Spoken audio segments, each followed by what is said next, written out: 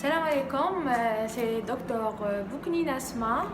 À travers cette vidéo-là, je vais essayer de vous montrer le fonctionnement et même la composition de l'appareil à anesthésie volatile. Alors, la bonne utilisation, comme vous savez, la bonne utilisation des appareils à anesthésie volatile, l'un des facteurs majeurs de réussite dans la réalisation de l'anesthésie générale volatile. Et même, il est primordial que la personne en charge de l'anesthésie générale volatile doit maîtriser à la fois la machine anesthésie et les circuits anesthésiques qu'il utilise. Alors, généralement, l'appareil à anesthésie en général, elle comporte deux parties.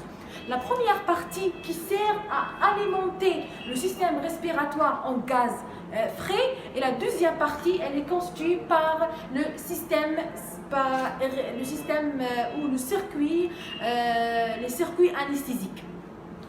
Donc, je m'explique plus tard. Alors, on va commencer par la première partie qui sert à alimenter le système respiratoire par le gaz frais. Donc, à travers cette vidéo-là, je vais essayer de vous simplifier les choses.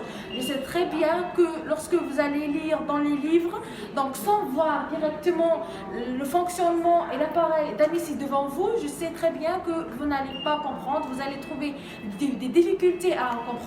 C'est pour cela que je voulais faire cette vidéo-là afin de vous simplifier les choses, Donc, je vais vous donner un résumé afin de vous aider à comprendre la composition et même le fonctionnement de cet appareillage-là. Alors, comme je vous dis, la première partie qui sert à alimenter le système respiratoire par le gaz frais. Alors, c'est ce que vous voyez là. Donc, si vous voyez ces échelles-là, donc il y a l'oxygène, l'air et le NO2, l'électroxyde d'azote. C'est quoi ça? Ça, c'est le débitmètre. D'accord? Là, le débitmètre, en anglais, on dit le flow meter. Le débitmètre, c'est quoi? Une fois que ces gaz-là sortent donc de leur bouteille correspondante, ils vont sortir de haute pression. Par la suite, ils vont venir à travers le régulateur où il y aura baisse de pression. Par la suite, il y aura un passage par le débitmètre. C'est au niveau du débitmètre là, ces gaz vecteurs là, elles vont être s'échapper à des petits débits. Donc, la fonction et le rôle du débitmètre, c'est contrôler le débit des gaz vecteurs. Donc, le gaz vecteur primordial et indispensable qui se situe toujours en aval, c'est l'oxygène. Le deuxième gaz vecteur, c'est bien sûr l'air enrichi. Et bien sûr, le troisième, c'est le nitroxyde d'azote. Donc, et chaque gaz vecteur a son débitmètre correspondant. D'accord? Qui va contrôler le débit de chaque gaz vecteur avec précision, comme là, il est lisible. Donc, il est lisible à cette échelle-là. D'accord?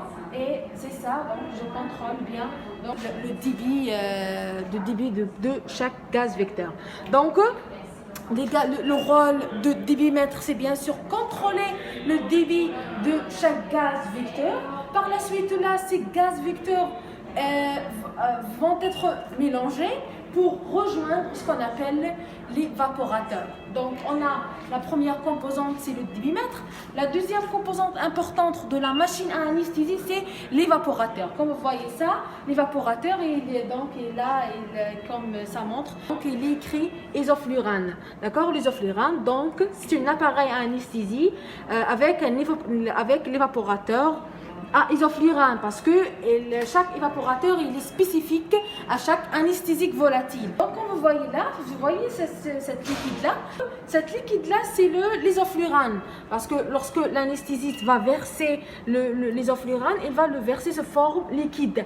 Alors par la suite, c'est le rôle c'est l'évaporateur, c'est au niveau de l'évaporateur que cette liquide anesthésique va se transformer en vapeur anesthésique. Donc la première fonction indispensable de l'évaporateur, c'est transformer le liquide anesthésique en vapeur anesthésique.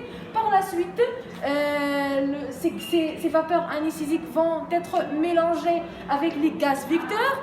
Le mélange va nous donner un produit final qui s'appelle le gaz frais. ce gaz frais qui va directement alimenter le système respiratoire de l'animal. Alors, on récapitule. La première composante importante de la machine anesthésiée, bien sûr, c'est le débitmètre. Par la suite, on a l'évaporateur.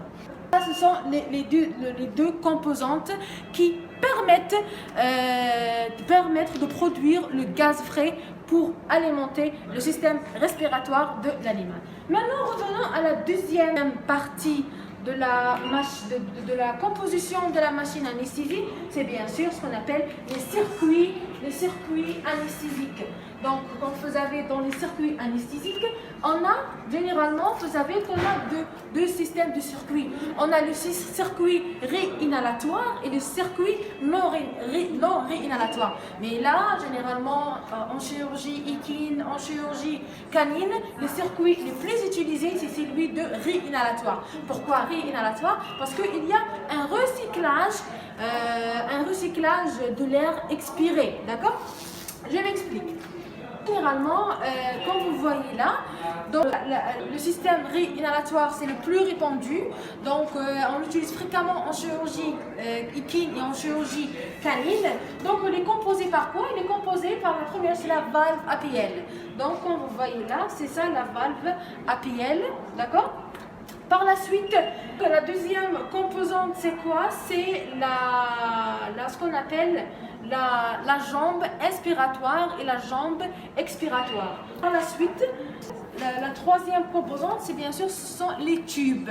D'accord? Le tube, c'est ça, c'est le tube inspiratoire et ça, c'est le tube, bien sûr, expiratoire. Par la suite, donc cette composante-là, elle s'appelle la pièce Y, d'accord? La pièce Y là, celle-là, ce qui va se lier après avec la sonde endotrachéale, du patient. Alors, on a aussi cette composante, vous voyez, ça c'est le canister. Donc la fonction le canister contient de la chaussée.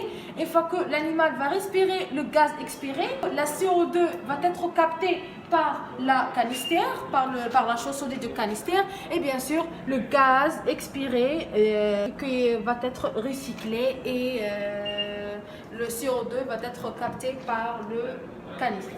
Alors, autre composition de circuit, c'est bien sûr, c'est quoi? C'est le ballon, d'accord? Si vous voyez le ballon, on utilise chaque ballon en fonction du poids de l'animal, d'accord?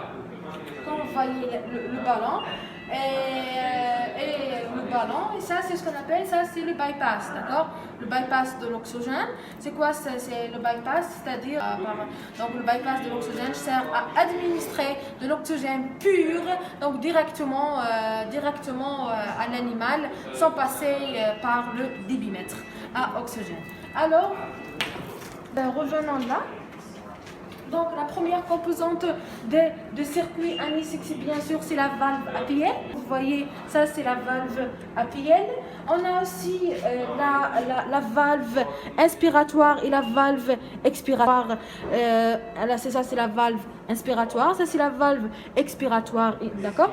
Par la suite, on a ce qu'on appelle la jambe inspiratoire et la jambe expiratoire. Par la suite, on a les tubes en plastique, comme vous voyez, ça c'est le tube inspiratoire et ça c'est le tube expiratoire. Et on a aussi, comme vous voyez là, donc ça c'est le canister, d'accord? Le canister il est là.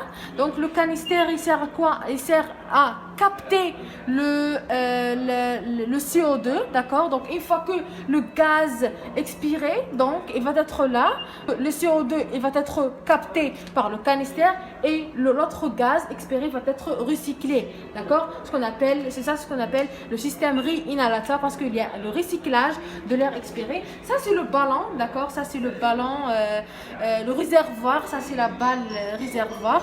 La fonction de la balle réservoir, c'est bien sûr, elle nous sert à faire ce qu'on appelle la ventilation assistée ou la ventilation manuelle, donc qui est sous contrôle du manomètre. C'est ça, donc généralement, les composantes nécessaires de l'appareil à anesthésie.